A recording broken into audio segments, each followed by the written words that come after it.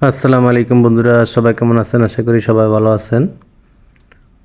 যাচ্ছি শেরেবাংলা কৃষি বিশ্ববিদ্যালয়ের পাশ দিয়ে, সামনে আগারগাঁও মেন সড়ক উঠব। সোজা দেখলাম যে আমি যেন বামে এই কলোনির রাস্তা দিয়ে ঢুকলাম, চলে আসছি মেন রোডের কাছে। এই বাম পাশে Sher-e-Bangla girls school and college. Agargaon main রোডে চলে আসছি। ওদিক দিয়ে জ্যাম দেখে ভিতর দিয়ে চলে আসলাম। এদিক দিয়ে মোটামুটি জ্যাম ছিল না।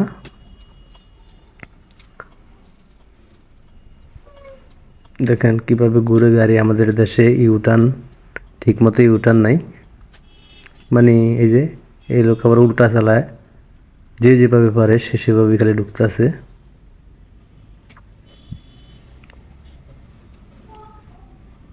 এই যে আমার হাতের বাম সাইডে দেখতেছেন একটা রাস্তার উপর একটা জায়গা, এটা হলো গিয়ে আগারগাঁওতে। এই জমির মালিকে এই জমিটা দেয় নাই, এই জন্য রাস্তা কিছুটা ব্লক হয়ে রয়েছে। প্রায় 2 লেনের মতো ব্লক হয়ে রয়েছে, আর 2 লেন চালু আছে। যে এই রাস্তাটা 4 লেনের সড়ক, 2 লেন চলমান আছে আর 2 লেন ব্লক করে রাখছে। তো এটা সিটি কর্পোরেশনে নিতে পারে না, যে জন্য একটা ঝামেলা ছিল। একটা নিউজও দেখলাম যে এখন জমিটা নিয়ে নিতে আছে, জটিলতা আছে মামলার। এই জটিলতা কাটিয়ে উঠে তারপরে নিয়ে নিবে। তো সামনে হলো নির্বাচন ভবন। এটা আগারগাঁও খুবই সুন্দর, মানে এখন ঢাকার মধ্যে ঘোরার জায়গা হলো গিয়ে আগারগাঁও। রাস্তা ফাঁকা, সব কিছু অন্যরকম। সামনে দেখতেছেন নির্বাচন ভবন। আমি যাব 60 ফিটের এদিকে। এই বাম সাইডে নির্বাচন ভবন। সোজা চলে গেছে কলোনির রাস্তা দিয়ে বিএমপি বাজারের দিকে। আমি ওইদিকে যাইতেছি। দেখেন এখানে গাড়ি লিয়া লোকজন আড্ডা দেয়, 2 সাইডে গাড়ি রাখার। কিন্তু এখানে গাড়ি রাখার জায়গা নাই তেমন একটা।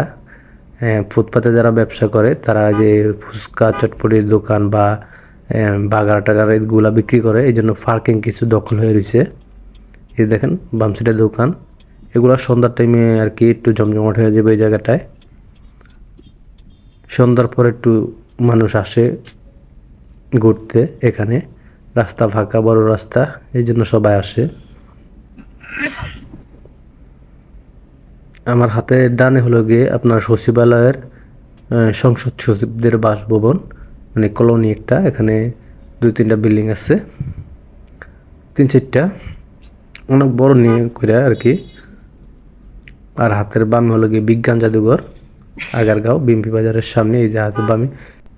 তো সবাই ভিডিওটা লাইক করবেন, কমেন্ট করবেন, শেয়ার করবেন। আল্লাহ হাফেজ।